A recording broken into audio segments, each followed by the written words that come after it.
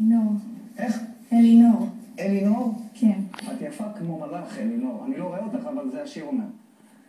מה תשאיר לנו, אלינור? שלומי שבת אבא. בהצלחה. תודה.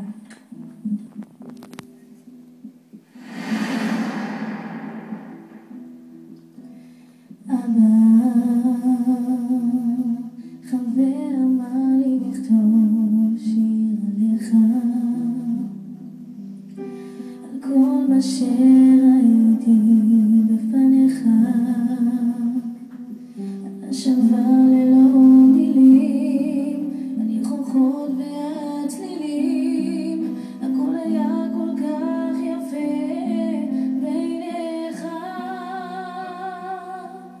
אבא, זוכר את השבילים לבית הספר,